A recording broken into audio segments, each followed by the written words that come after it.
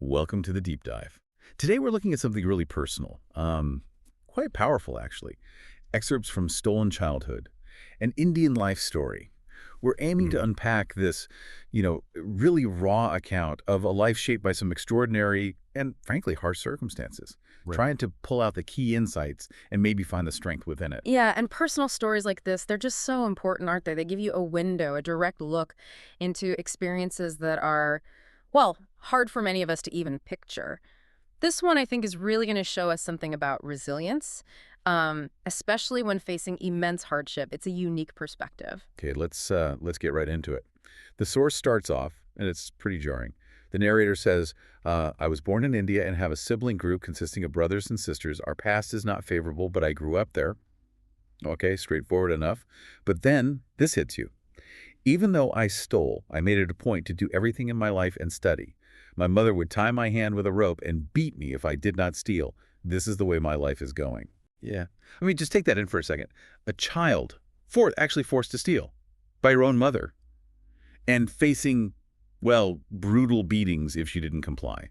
It immediately raises these huge questions about survival, doesn't it? About impossible choices. I mean, what does it tell us about the sheer desperation, the kind of pressure someone might be under? Exactly. It's not just a difficult childhood, it's coercion at its most fundamental level. The choices just weren't there. It's survival stripped bare, really, where basic safety is weaponized against you. And it doesn't stop with just the force actions and the abuse at home. The social side adds another layer. She writes, "My appearance is being mocked by everyone. Even the girls can't sit near me." Right. So you have this internal struggle, this forced behavior, and then compounded by being completely ostracized, shunned by everyone around her. That's such a critical point. It's this double burden, the internal trauma and then this external rejection. It creates this profound isolation. It's incredibly harsh.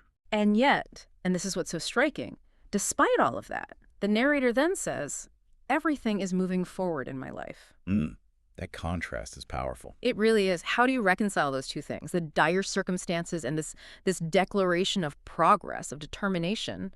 It's more than just coping. What does that resilience, that statement, tell us about the human spirit, maybe?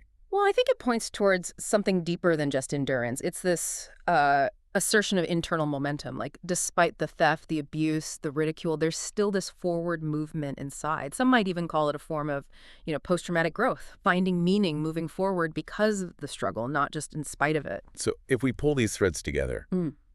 we see this journey, right? From a childhood defined by, well, forced crime and abuse Yeah. through that awful social exclusion, but leading to this absolute commitment to studying, to self-improvement. She wants to, quote, do everything in my life, even with this brutal reality around her. And that's where you see the agency, I think. Even in the bleakest situation, finding a way to claim some internal control, some hope.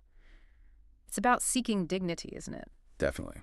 This is one person's story, of course, but it's such a powerful testament to navigating an incredibly difficult path. That phrase, everything is moving forward, it's not about external markers necessarily. It Yeah. feels like an internal declaration, a refusal to be defined solely by the trauma, choosing growth when everything else seems designed to crush you, that drive to study despite everything. It's profound. Yeah, it really is. This deep dive into stolen childhood, it certainly makes you reflect.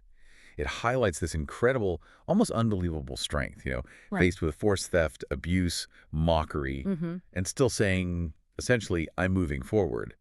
It forces you to reconsider what progress even means in some contexts. Exactly. And maybe that's the thought to leave you, the listener, with.